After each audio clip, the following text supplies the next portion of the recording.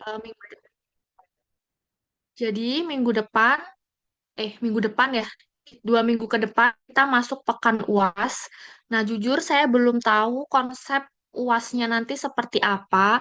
Kemarin saya sempat tanya-tanya atau diskusi sama kakak tingkat kalian yang tahun 2022. Saya tanya, gimana sih UAS korespondensi yang kedua waktu itu? Terus mereka jawab, waktu itu kita dikasih soal, Bu, terus kita ngerjain di kelas, kita tulis tangan, kita dikasih batas waktu mengerjakan untuk soal yang sesuai sama yang kita dapat.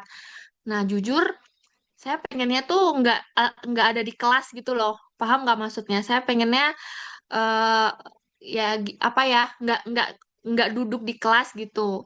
Karena kita kan pasti punya kegiatan dan lain sebagai hal, tapi saya nggak tahu metodenya gimana. Nanti akan saya infokan lagi UASnya gimana. Mau tulis tangan apa diketik? Saya yakin kalau tulis tangan pasti pada nggak mau kan. Oke, nanti deh konsepnya gimana, tapi memang kayaknya ya udah ketik aja daripada ditulis tangan. Pastikan butuh waktu yang lama dan ya gitulah gitu. Oke, hari ini kita presentasi kelompok ke-13. Materinya kalau nggak salah personal letters ya, kelompoknya Karunia ya kalau nggak salah tadi saya lihat. Sama setelah setelah itu saya mau menjawab pertanyaan teman-teman yang masih bingung terkait materi di pertemuan sebelumnya gitu ya. Oke, untuk kelompok ke-13 dipersilahkan memaparkan materinya.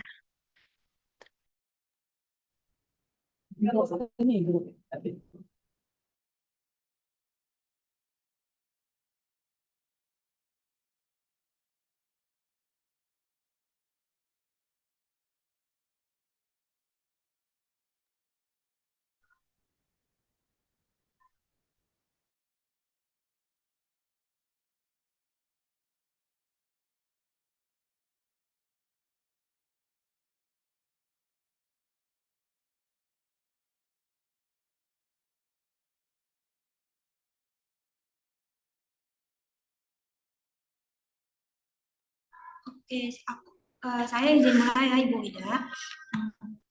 Assalamualaikum warahmatullahi wabarakatuh. Selamat pagi dan salam sejahtera untuk kita semua. Yang saya hormati Bapak Maulana Amirul Adha SPD MPD dan juga Ibu Wida Aristanti SAP MAP selaku dosen pengampu mata kuliah korespondensi 2. Perkenalkan kami dari kelompok 13 terdiri dari saya Nimas Koironi Sapitri dan rekan-rekan saya Putri Mulia Salsabila dan Karunia Suci Kasih Madani. Pada kesempatan pagi ini, izinkan kami mempresentasikan hasil diskusi kami dengan judul Personal Letter. Boleh di next?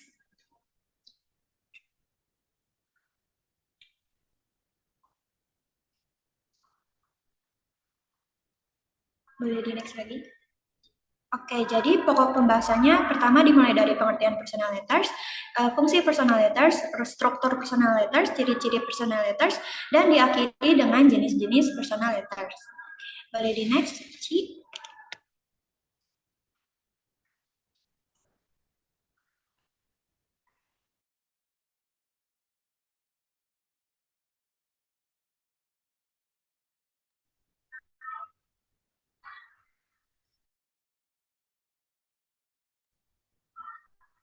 Boleh tolong di next?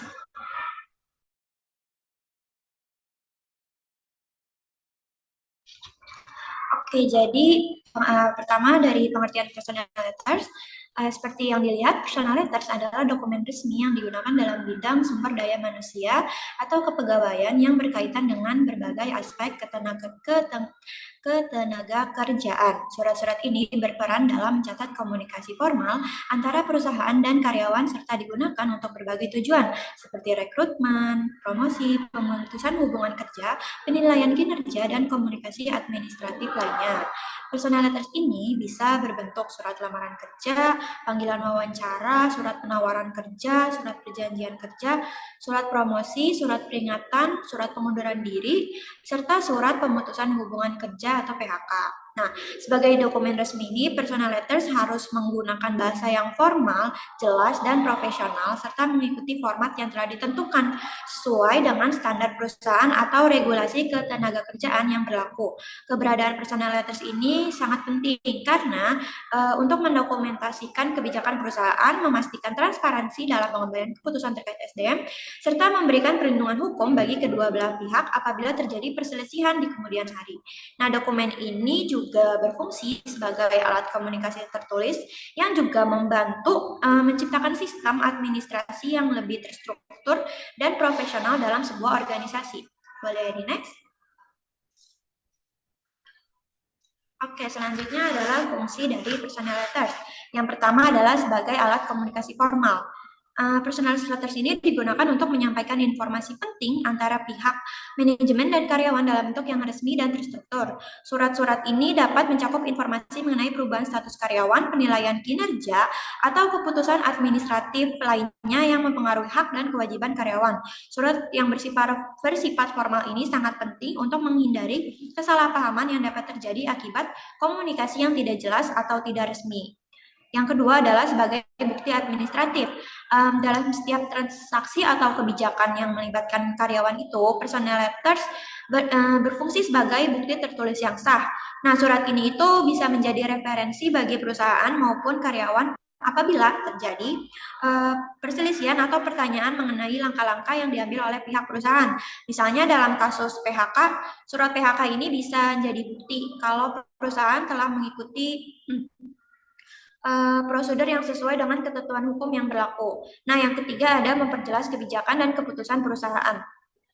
Dengan adanya personalitas ini, perusahaan dapat menjelaskan secara rinci dan juga jelas berbagai kebijakan atau keputusan terkait SDM. Sebagai contohnya, surat pengangkatan karyawan ini atau surat promosi berfungsi untuk menginformasikan perubahan status pekerjaan karyawan secara formal dan transparan. Ini membantu mencegah kebingungan dan memastikan bahwa semua pihak memahami hak dan juga kewajiban yang terlibat. Nah, yang keempat ada menjamin kepatuhan terhadap regulasi yang berlaku. Surat ini berfungsi sebagai alat untuk memastikan bahwa perusahaan memahami semua peraturan ketenagakerjaan yang berlaku. Surat seperti surat peringatan atau surat kontrak kerja menunjukkan bahwa perusahaan ini telah memenuhi kewajibannya sesuai dengan hukum yang telah berlaku. Nah, kepatuhan terhadap regulasi ini juga berfungsi untuk melindungi perusahaan dari tuntutan hukum yang ada kemungkinan timbul di hari-hari kemudiannya. Yang kelima ada membangun hubungan profesional yang baik antara perusahaan dan karyawan. Selain sebagai alat administratif, surat ini juga berperan penting dalam menjaga hubungan profesional yang harmonis antara perusahaan dan karyawan. Surat-surat seperti surat promosi, pengangkatan, atau bahkan surat peringatan berfungsi untuk menyampaikan keputusan dengan cara yang sopan dan hormat, yang memperkuat hubungan kerja yang positif dan saling menghormati. Yang terakhir ada mendokumentasikan keputusan perusahaan. Nah, keputusan-keputusan yang tadinya udah diambil oleh perusahaan dalam hal pengelolaan SDM itu harus didokumentasikan dengan baik. Kenapa? Agar bisa dipertanggungjawabkan di masa depan. Personal letters memberikan dokumentasi yang jelas dan juga sah atas keputusan-keputusan tersebut yang dapat berguna untuk keperluan audit, perencanaan sumber daya manusia, atau analisis kinerja perusahaan. Untuk materi selanjutnya akan dilanjutkan oleh rekan saya.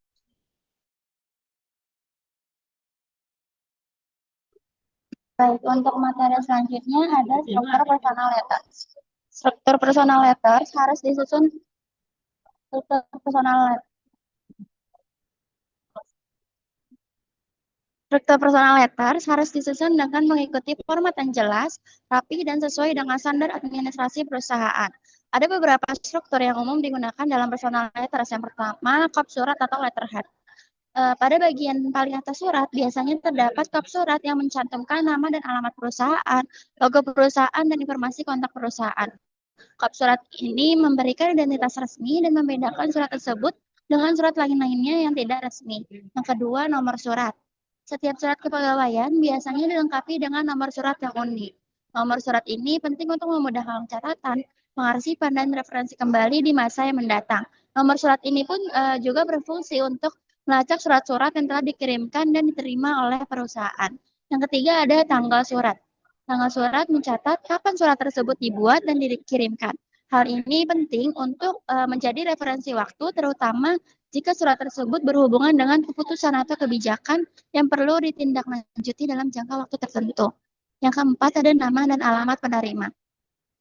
Surat kepegawaian harus mencantumkan dengan jelas nama lengkap penerima, jabatan, dan alamat tempat penerima bekerja atau tinggal. Bagian ini menunjukkan bahwa surat tersebut ditujukan kepada individu tertentu yang relevan dengan isi surat. Yang kelima ada salam pembuka. Bagian salam pembuka biasanya dimulai dengan kata kepada yang terhormat atau dengan hormat dan diikuti dengan nama penerima. Salam ini menunjukkan rasa hormat kepada penerima dan memberikan nuansa formal pada surat tersebut. Yang keenam ada isi surat atau body of the letter. Bagian ini merupakan inti dari surat kepegawaian. Isi surat ini biasanya dibagi dalam beberapa paragraf yang jelas dan terstruktur. Pada bagian ini pula perusahaan akan menyampaikan tujuan surat, keputusan yang diambil, atau informasi-informasi penting yang perlu diketahui oleh penerima surat. Penulisan isi surat ini harus jelas, to the point, dan tidak berbelit-belit. Yang ketujuh ada penutupan surat. Setelah bagian isi, surat biasanya ditutup dengan kata-kata yang sopan seperti demikian surat ini kami sampaikan atau atas perhatian dan kerjasamanya kami ucapkan terima kasih. Bagian penutupan ini memberikan kesan yang baik dan profesional. Yang kedelapan ada tanda tangan dan nama pemberi surat. Surat kepegawaian harus dilengkapi dengan tanda tangan pihak yang berwenang seperti atasan langsung, kepala HRD, atau direktur perusahaan. Tanda tangan ini menunjukkan otorisasi dan keabsahan surat tersebut. Nama lengkap dan jabatan pemberi surat juga harus tercantum di bawah tanda tangan. Dan yang terakhir, lampiran jika ada. Jika ada dokumen tambahan yang perlu disertai bersama surat tersebut, seperti formulir, bukti pendukung, atau dokumen lainnya, lampiran harus dicantumkan di akhir surat. Lampiran ini biasanya diberi tanda dengan kata lampiran dan diikuti dengan jumlah dokumen yang disertakan. Boleh tolong di next? Selanjutnya ada ciri-ciri dari personal letter. Terdapat beberapa ciri-ciri personal letters, diantaranya yaitu yang pertama bersifat formal. Surat kepegawaian ini memiliki format dan bahasa yang formal karena berkaitan dengan kebijakan organisasi atau instansi. Bahasa yang digunakan pun harus sopan, jelas, dan sesuai dengan kaidah penulisan surat resmi. Yang kedua, menggunakan kop surat. Surat kepegawaian biasanya menggunakan kop surat resmi dari instansi atau perusahaan yang mengeluarkannya. Kop surat ini mencantumkan nama instansi, alamat, logo, dan kontak resmi dari perusahaan. Yang ketiga, memiliki nomor surat. Setiap surat kepegawaian memiliki nomor surat yang unik untuk memudahkan pengarsipan dan referensi di masa depan. Yang keempat, ada tujuan yang jelas. Surat kepegawaian memiliki tujuan yang lebih spesifik seperti pengangkatan, mutasi, promosi, pemberhentian, atau pemberian sanksi kepada karyawan. Yang kelima, ditandatangani oleh pihak yang berwenang. Surat kepegawaian harus ditandatangani oleh pejabat yang berwenang seperti kepala HRD, direktur, atau pejabat lain yang memiliki otoritas dalam organisasi. Yang keenam, mencantumkan identitas penerima. Surat kepegawaian ini selalu mencantumkan identitas penerima seperti nama, jabatan, dan nomor identitas karyawan jika ada. Yang ketujuh, mengacu peraturan berlaku. Surat kepegawaian harus mengacu pada peraturan perusahaan atau perundang-undangan yang berlaku, terutama yang terkait dengan ketenaga kerjaan. Yang kedelapan yaitu bersifat rahasia. Beberapa surat kepegawaian bersifat rahasia atau terbatas karena mengandung informasi yang sensitif tentang karyawan, seperti data pribadi atau keputusan internal. Selanjutnya ada struktur surat resmi. Surat kepegawaian mengikuti struktur surat resmi yang meliputi pembuka, salam pembuka, isi, maksud dari tujuan surat, dan penutup yaitu salam penutup dan tanda tangan. Dan yang terakhir ada informasi yang relevan. Isi surat kepegawaian harus relevan dengan kepentingan administrasi kepegawaian seperti keputusan mutasi, pengangkatan, atau pemberian cuti. Boleh tolong di next? Untuk materi selanjutnya akan dijelaskan oleh rekan saya. Terima kasih. Oke, selanjutnya yaitu ada jenis-jenis personal letters, di mana dalam dunia kerja itu kan terdapat berbagai jenis personal letters yang digunakan untuk keperluan administrasi dan juga komunikasi antara perusahaan dengan karyawan. Nah, di sini jenis personal letters yang pertama yaitu ada kontrak kerja, di mana kontrak kerja ini merupakan dokumen perjanjian mengikat antara karyawan dan juga pemberi kerja dalam hubungan kerja profesional. Nah, dokumen ini itu mencakup berbagai informasi penting seperti hak dan kewajiban kedua belah pihak, syarat-syarat kerja, serta aturan terkait pemutusan hubungan kerja. Tujuan utama dari surat kontrak kerja ini adalah memberikan pelindungan hukum bagi karyawan dan juga pemberi kerja sehingga jika terjadi pelanggaran, surat ini itu dapat menjadi dasar penyelesaian masalahnya. Untuk contoh bentuk surat kontrak kerjanya bisa dilihat di sini. Lalu jenis yang kedua,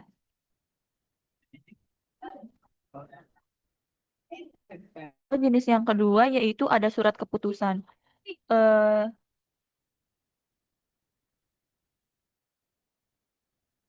surat surat yang pertama yang kedua di sini ada surat keputusan keputusan pengangkatan jabatan, di mana surat keputusan pengangkatan jabatan ini merupakan dokumen resmi yang dikeluarkan oleh pihak berwenang dalam organisasi untuk menetapkan kebijakan, aturan atau keputusan tertentu. Surat keputusan pengangkatan ini digunakan untuk mengesahkan penunjukan seseorang ke jabatan tertentu di dalam organisasi, baik itu dalam lingkup pemerintahan, perusahaan maupun organisasi non-profit. Misalnya, jika ada pengangkatan kepala departemen atau penunjukan seorang direktur, SK ini memberikan kepastian hukum dan juga Maaf, Suci, legitimasi. Uci, suaranya kecil kedengaran. banget, Uci. Surat tes. Halo, masuk nggak? Masih kecil. Oh my God. Sebentar ya guys. Sebentar. Oh, nggak usah pakai earphone ya. Nggak usah pakai earphone.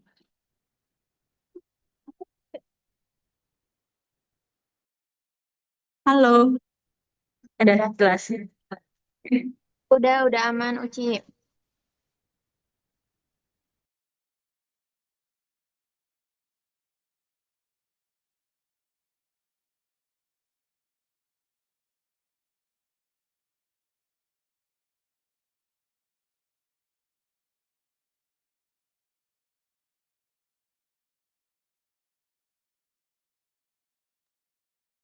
Oke, sorry, contohnya. Jadi, untuk jenis personal letter yang kedua, yaitu ada surat keputusan pengangkatan jabatan, di mana surat keputusan pengangkatan jabatan ini itu digunakan untuk mengesahkan penunjukan seseorang ke jabatan tertentu di dalam organisasi, baik itu dalam lingkup pemerintahan, perusahaan, maupun organisasi non-profit. Misalnya, seperti pengangkatan kepala departemen atau penunjukan seorang direktur, yang dimana SK ini itu memberikan kepastian hukum dan legitimasi bagi individu yang diangkat, serta menetapkan hak dan juga tanggung jawab yang melekat pada jabatan tersebut. Untuk contoh dari surat keputusan pengangkatan jabatan bisa dilihat di sini. Lalu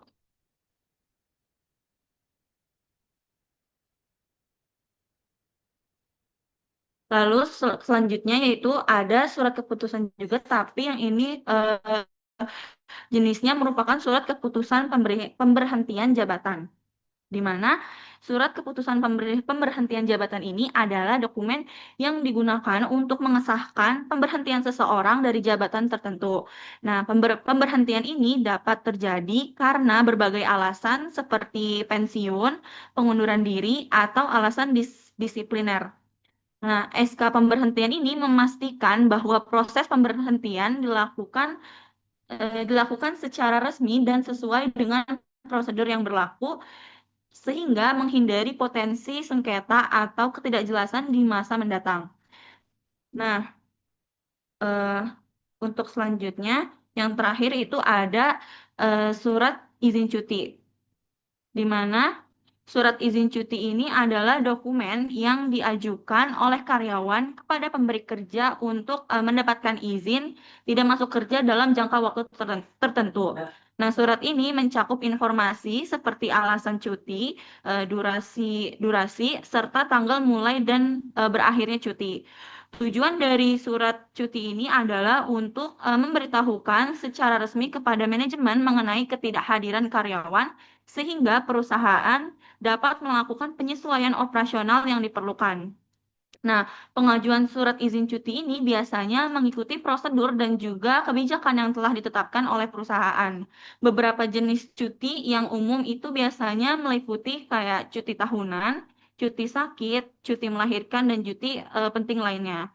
Dengan adanya surat izin cuti ini, hak karyawan untuk beristirahat atau menangani urusan pribadi itu dapat terpenuhi tanpa mengganggu kelancaran operasional perusahaan. Selain itu, dokumentasi resmi ini juga berguna sebagai arsip dan juga referensi bagi Departemen SDM dalam mengelola absensi karyawan.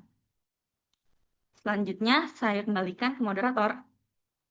Oke, terima kasih Putri dan Suci atas penjelasannya. Jadi kesimpulan dari personal letters ini itu memegang peranan krusial dalam administrasi SDM sebagai alat komunikasi formal, bukti administratif, sarana memperjelas kebijakan, menjamin kepatuhan terhadap regulasi, serta membangun hubungan profesional yang baik antara perusahaan dan juga karyawan. Nah, surat ini itu tidak hanya berfungsi sebagai media penyampaian informasi, tetapi juga sebagai dokumen hukum yang dapat digunakan untuk menghindari sengketa atau kesalahpahaman dalam hubungan kerja. Struktur yang jelas dan juga ciri-ciri yang khas membedakan personal letters dari jenis surat lainnya, sementara variasi jenisnya mencerminkan kompleksitas pengelolaan SDM dalam organisasi. Ready next?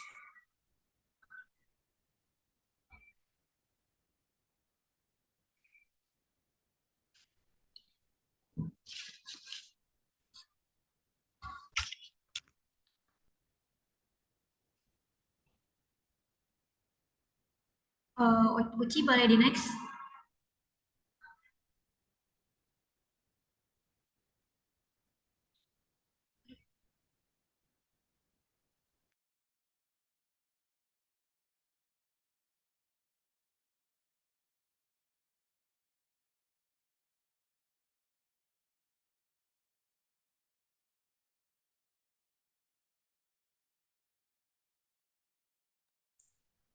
Uci boleh tolong di next, Uci?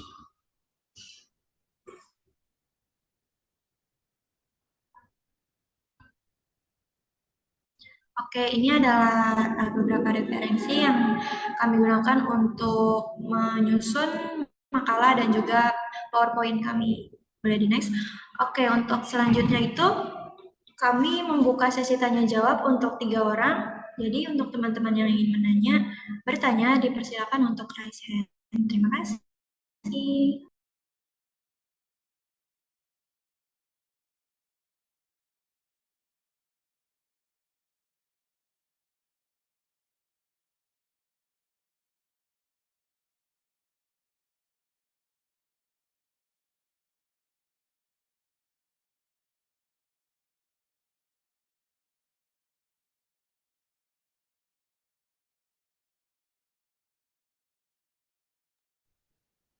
Kayaknya nggak ada yang tanya, Kak.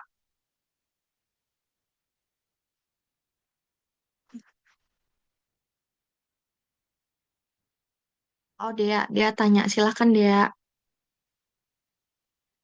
Terima kasih sebelum terima kasih teman-teman semua khususnya kelompok terakhir untuk Punten, bermanfaat dia materi. suaranya putus-putus ya. Kayak nggak jelas gitu. Oh, bentar Ibu. Mungkin Raka dan atau Fitra dulu kali ya Bu, sebelum aku. Oke, boleh. Ini yang selanjutnya tanya Raka atau Citra?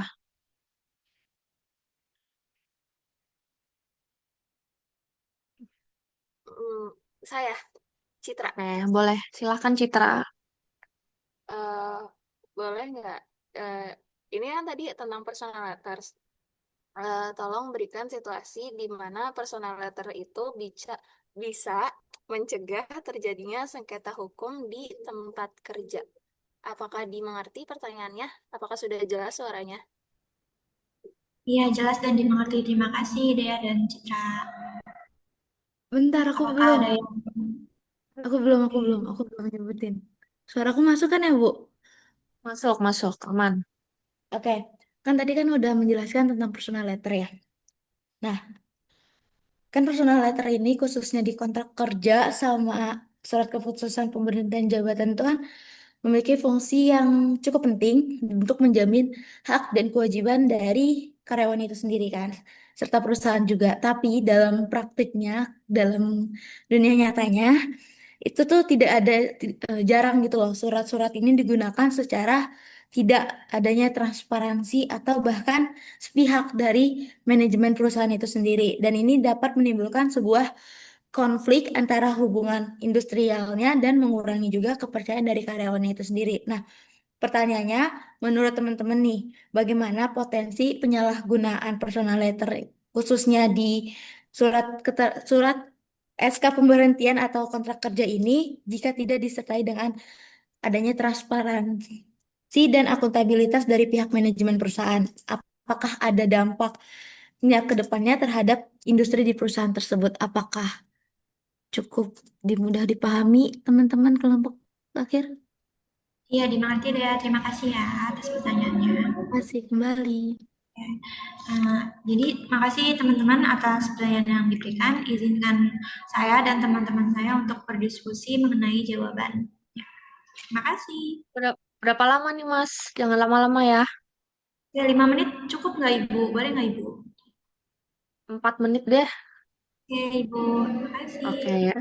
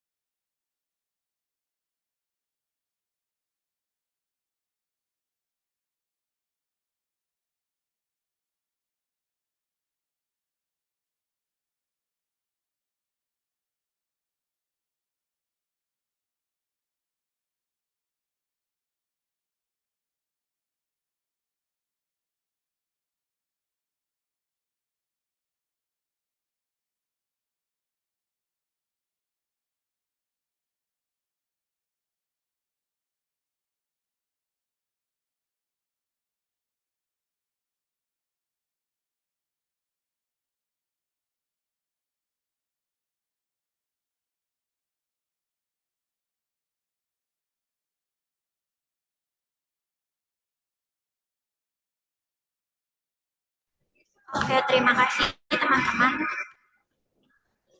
dan Ibu Wida atas waktunya.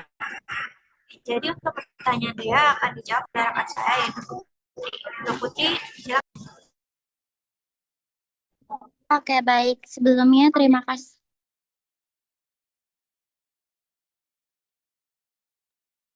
Terima kasih banyak sebelumnya kepada Dea atas pertanyaannya. Jadi, izin jawab ya. Jadi, penyalahgunaan personal letter seperti SK pemberhentian atau kontrak kerja tanpa transparansi dan akuntabilitas ini cukup berpotensi besar disalahgunakan oleh manajemen karena hal ini bisa menyebabkan putusan yang tidak adil, merugikan karyawan, dan memicu ketidakpercayaan para pegawai. Nah, dampaknya terhadap hubungan industrial ini sangat serius, berupa kepercayaan pekerja menurun, konflik lebih mudah terjadi, hingga terganggunya produktivitas dan citra perusahaan. Tanpa sistem yang jelas, hubungan kerja ini akan menjadi tidak stabil dan rawan sengketa hukum. Nah, maka dari itu, menurut kelompok kami, cukup penting bagi perusahaan untuk menerapkan prosedur yang transparan dan akuntabel dalam pengelolaan surat-surat kepegawaian demi menjaga keadilan dan keharmonisan hubungan industrial. Mungkin itu aja kira-kira terjawab nggak ya, Dea? Terjawab, Putri. Makasih.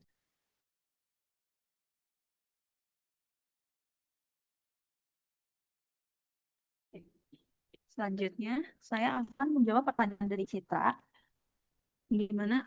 Tadi kan Citra minta Maaf, tolong kasih Uci, contoh. suaranya boleh dikencengin lagi nggak? Sorry. Bentar. Kecil banget ya.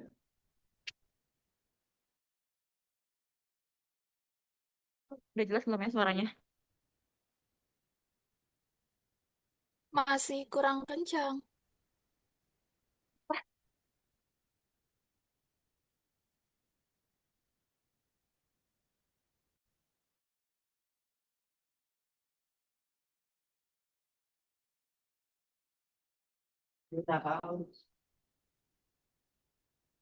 Halo, udah jelas belum suaranya? Udah. Oke. Jadi, sini saya akan menjawab pertanyaan dari Citra, di mana kan tadi Citra minta contoh situasi di mana surat eh, personal letter ini dapat mencegah sengketa hukum di tempat kerja. Nah, dari kelompok kami ini, sini.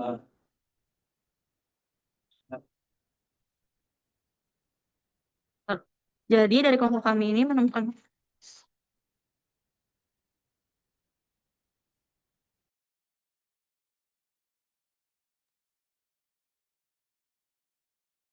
Nah, jadi personal letter ini berperan krusial sebagai alat eh, preventif sengketa hukum dengan mendokumentasikan kesepakatan dan juga komunikasi secara resmi. Misalnya, ketika seorang karyawan dipromosikan ke posisi baru dengan tanggung jawab dan gaji berbeda, perusahaan itu mengirimkan surat penawaran promosi atau promotion letter yang secara rinci menjelaskan jabatan baru, uraian tugas, struktur gaji, tunjangan, dan juga efektif tanggal promosi.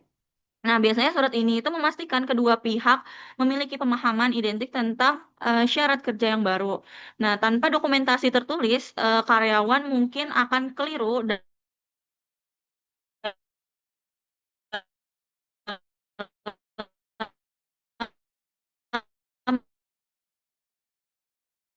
memastikan bahwa perubahan tugas telah disetujui. Nah, dengan menandatangani surat tersebut, biasanya karyawan menunjukkan persetujuan sistem ruang salah tafsir di kemudian hari. Nah, dokumen ini bisa menjadi bukti objektif yang dapat diru-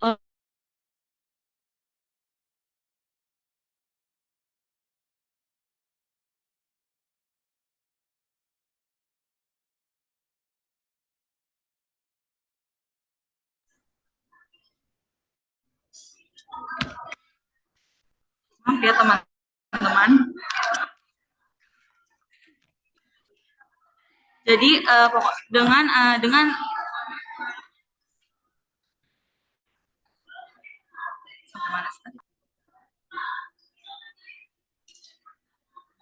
Nah, kan pokoknya pokoknya kalau nggak ada dokumentasi tertulis itu, karyawan mungkin akan keliru untuk mengklaim janji lisan tentang gaji yang lebih tinggi atau wewenang tertentu yang tidak terpenuhi.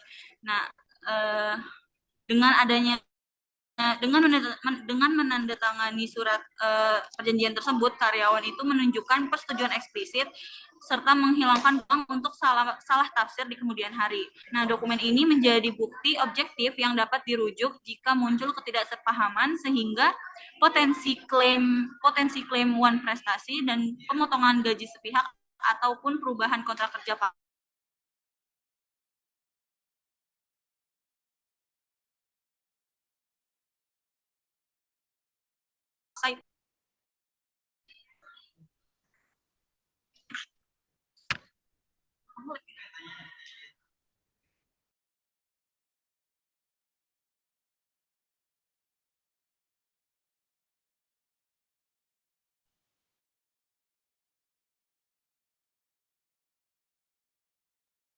Udah, terima kasih Uci. Terima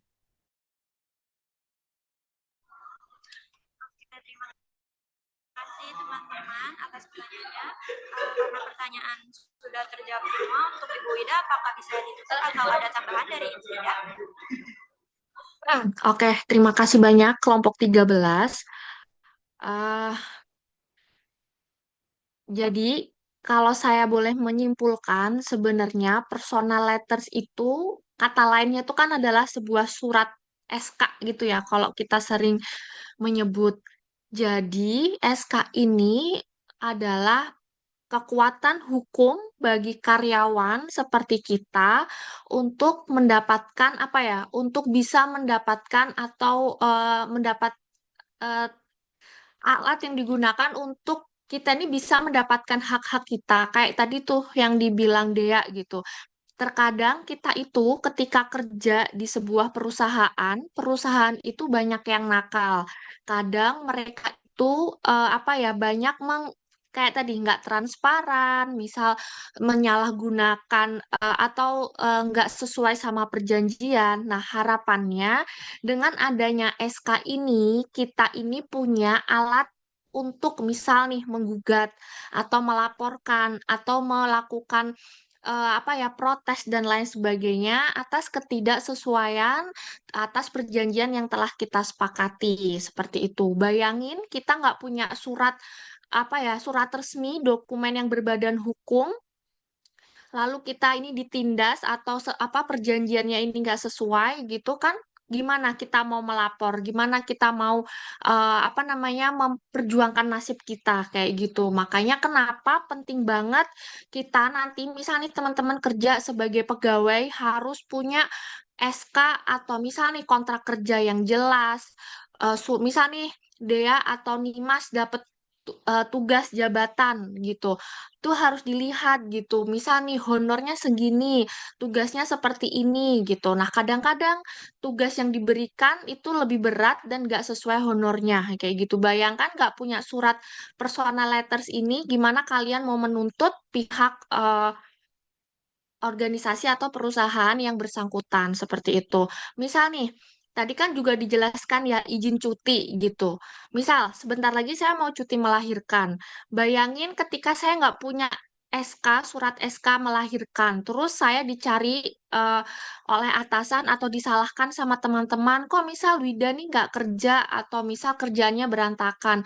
Padahal kondisinya saya lagi melahirkan. Nah, ketika saya punya SK yang jelas, saya bisa memberikan bukti kalau saya memang sedang berada di fase cuti melahirkan yang memang tidak bisa diganggu gugat oleh pekerjaan yang lainnya. Seperti itu. Paham ya teman-teman terkait personal letters ini? Saya rasa juga tidak sulit gitu. Saya yakin kalian bisa memahami dengan baik. Nah, selanjutnya tadi Najwa tanya, jadi pertanyaan dari Sabil. Sabil tanya, pertanyaannya itu, Bu, sebenarnya agenda rapat sama rundown acara itu berbeda apa enggak sih, Bu? Gitu ya, gitu enggak sih Sabil pertanyaannya? Ya gitu ya. Jadi setelah saya itu apa ya, memaknai ini apa namanya korespondensi, Sebenarnya kalau saya boleh menyimpulkan, sebenarnya mereka itu punya, misal nih agenda rapat sama rundown acara, mereka itu punya pengertian dan penjelasan yang berbeda kayak gitu. Misal nih agenda rapat. Agenda rapat itu, kalau sepemahaman saya, tadi saya juga mencari dari sumber-sumber yang ada di apa terkait dengan materi ini. Agenda rapat itu berisi dokumen yang berisikan kita nih mau rapat apa sih sebenarnya? Kita tuh mau bahas apa? Tujuannya apa? Harapannya hasilnya seperti apa? Nah, di dalam agenda rapat itu ada rundown. Nah, rundown itu lebih mengacu atau kalau kalian pasti tahu ya rundown lebih ke mengacu pada waktunya. Misal jam segini acaranya ini, jam segini acaranya ini. Mungkin yang kalian dan Sabil dan teman-teman bingungkan adalah ketika kita search di Google gitu ya.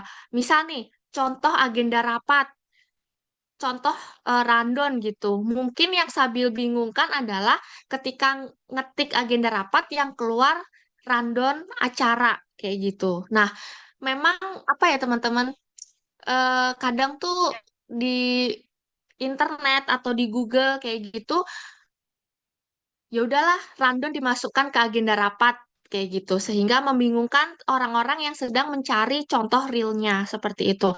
Memang dalam praktek nyata agenda rapat yang saya jelaskan tadi ya, misal dokumen yang menjelaskan tentang tujuan rapat tuh apa sih, kita mau bahas apa itu tidak pernah ada. Saya kalau ada rapat ya paling cuma mendapatkan surat undangan kayak gitu. Dari surat undangan tersebut kita melakukan rapat. Memang jarang sekali ada instansi yang memberikan dokumen rapatnya tuh seperti apa kayak gitu. Jadi balik lagi teman-teman menyikapi eh, makna dari agenda rapat dan rundown acara itu seperti apa. Tapi udah paham belum perbedaannya terkait dengan agenda rapat dan rundown acara seperti itu. Kalau Sabil ada yang ingin ditanyakan lagi nggak? Atau masih bingung? Oke, Bu. Dari yang saya pahami juga berarti memang ada sedikit perbedaan gitu ya antara agenda rapat dan rundown acara gitu. Nah, berarti untuk yang penugasan kita itu yang kita buat itu agenda rapat yang langsung ada rundown-nya atau kayak yang tadi Ibu Wida jelaskan gitu, agenda rapat cuma poin-poin rapatnya aja dan dimasukkan juga rundown dan kalau rundown itu rundown-nya aja gitu atau kayak gimana Bu? Oke, berarti nanti tugasnya saya revisi ya. Kayaknya saya juga kurang detail dalam memberikan soal tugas gitu. Oke, habis ini soalnya saya revisi gitu ya. Nanti ditunggu saya laporin ke Nashwa. Nashwa apa Najwa sih PJ-nya tuh? Nashwa ya. Nashwa, Bu. Oke, oh berarti saya salah save nomor, salah save nama berarti ya. Oke, itu yang pertama. Terus yang kedua, tadi Nashwa juga tanya terkait dengan apa tadi? Laporan dan notulen rapat gitu. Bu, sebenarnya laporan dan notulen rapat sama nggak sih, Bu? Nah, case-nya ini sama nih, kayak yang ditanyain Sabil. Secara harfiah, secara pengertian itu beda gitu loh. Tapi ketika tadi saya juga searching di Google gitu, misal contoh notulen rapat, yang keluar itu antara hasil laporan sama notulen rapat itu sama gitu loh. Laporan rapat keluarnya juga notulen dan lain. Mungkin kalian bingungnya di situ. Oke, nanti saya akan mencoba memberikan contoh dari perbedaan notulen dan laporan. Nah, secara perbedaan, kalau notulen rapat itu, sebentar. Nah, jadi kalau notulen rapat itu ditulis oleh notulis atau orang yang memang ditugaskan menulis rapat pada hari kejadian itu, pada rapat itu. Nah, biasanya notulen itu bersifat lebih kayak misal nih tanggal segini, misal jumlah daftar hadirnya berapa, ringkasan pembahasannya apa, keputusannya apa, tindak lanjutnya apa. Itu adalah notulen. Sedangkan kalau laporan rapat itu bersifat deskriptif, dia itu naratif, kayak menceritakan secara keseluruhan hasil rapat itu seperti apa, kayak gitu. Saya coba ngasih contoh. Saya waktu dulu pernah disuruh Pak Kris untuk membuat laporan dari acara. Bentar-bentar.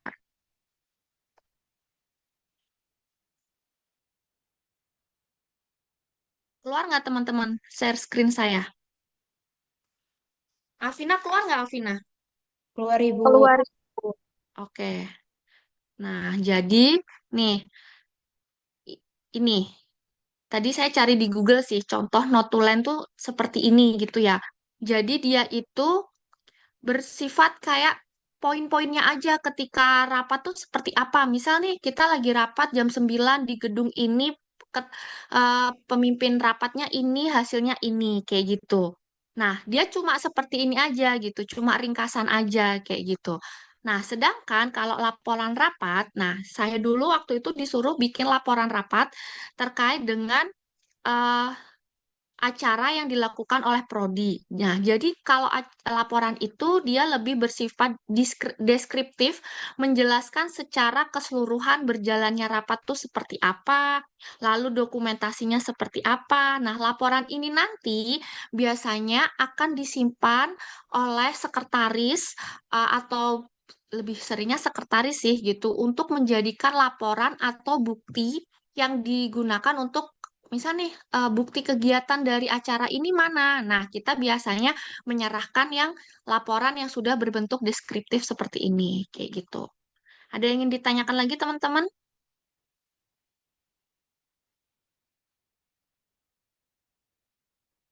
Dia mau tanya, Iya Ibu, kalau berarti kalau laporan itu hampir sama kayak LPJ buat laporan pertanggungjawaban kan ya Bu? Kalau buat laporan rapat. bisa juga, tapi balik lagi ya, sebenarnya tuh kayak merujuk permintaan bosnya tuh kayak gimana gitu loh. Apakah dia cuma berbentuk laporan deskriptif aja?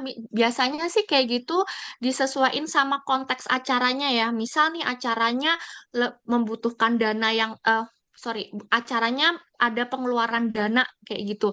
Nah, itu biasanya instansi itu lebih butuh kayak LPJ yang resmi kayak gitu. Kayak misal ada penggunaan dananya, ada kwitansinya. Pernah kan misal kalian organisasi kayak gitu kwitansinya ditempel atau RAB-nya dijelasin kayak gitu.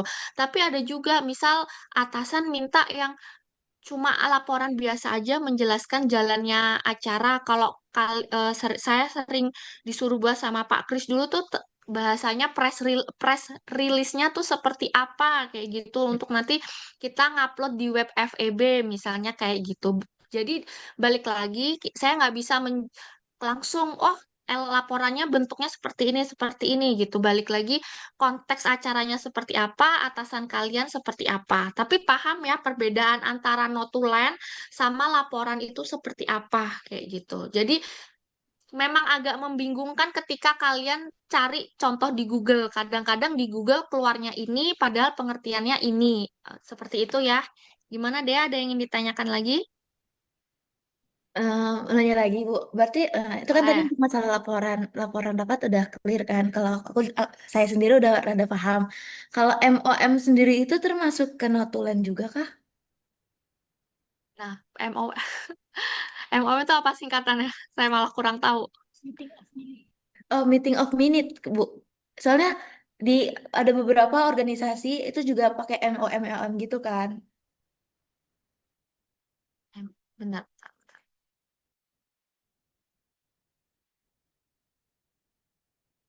Atau teman-teman ada yang bisa membantu saya menjelaskan? Ada yang tahu nggak?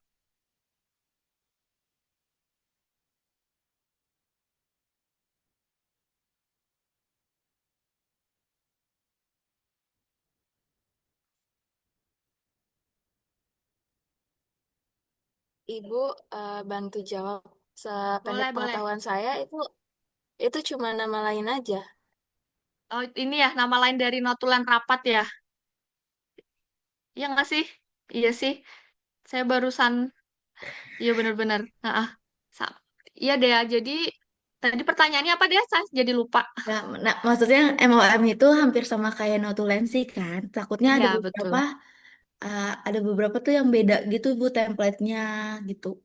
Nah, kadang-kadang yang memang bikin bingung itu kan gimana ya, setiap misal nih kalian mungkin ya kalau sepahaman saya, kalian cari contoh dari yang kalian dapat tuh beda-beda gitu loh. Misal cari contoh notulen, misal ketik gitu ya. Di contoh ini bentuknya seperti ini, di contoh ini bentuknya seperti ini. Yang akhirnya membuat, Bu sebenarnya yang benar itu seperti apa sih, Bu? Kayak gitu ya, ada yang mungkin yang kamu tanyakan.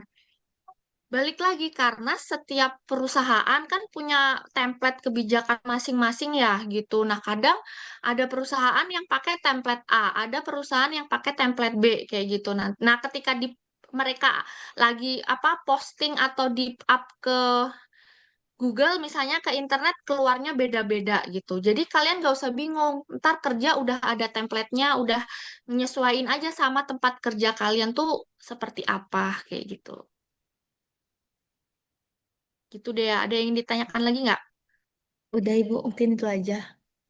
Oke, Makasih. untuk penugasan hari ini, seperti biasa, tadi kan dijelasin kan ada 3 jenis dari personal letter terkait dengan kontrak kerja, surat keputusan, sama izin cuti. Seperti biasa, kalian menganalisis terkait, kalian cari tiga-tiganya gitu semua, terus dianalisis mana yang benar dan nanti yang betul seperti apa.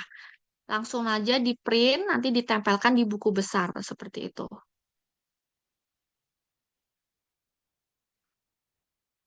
Gimana ya? Ada yang ditanyakan lagi? Oke. Untuk tugas yang kemarin saya revisi ya terkait dengan pertanyaannya Sabil gitu. Mohon maaf ya teman-teman kalau misal kadang saya ngasih tugasnya nggak jelas gitu. Nggak apa-apa, koreksi aja, ngomong aja sama saya, Bu, soalnya nggak jelas, saya bingung. Karena kan balik lagi ya, saya juga belajar dari kalian kayak gitu. Mohon maaf kalau ada salah gitu ketika ngasih tugas gitu. Nggak apa-apa, revisi aja, bilang aja kalau misal kalian bingung atau baiknya seperti apa gitu ya. Oke, teman-teman, saya rasa cukup perkuliahan untuk siang hari ini. Untuk soalnya minggu kemarin yang Sabil tanyakan nanti menyusul, sama UAS untuk minggu depan menyusul, kayak gitu ya. Terima kasih banyak teman-teman atas partisipasi hari ini. Saya memohon maaf yang sebesar-besarnya jika saya ada salah dalam pendampingan mata kuliah korespondensi yang kedua ini setelah UTS, atau terkadang saya kurang maksimal untuk memberikan materi atau mendampingi kalian kayak gitu. Terima kasih kalian sudah membersamai saya untuk berproses, untuk belajar. Saya doakan kalian lancar UASnya untuk segala mata kuliah.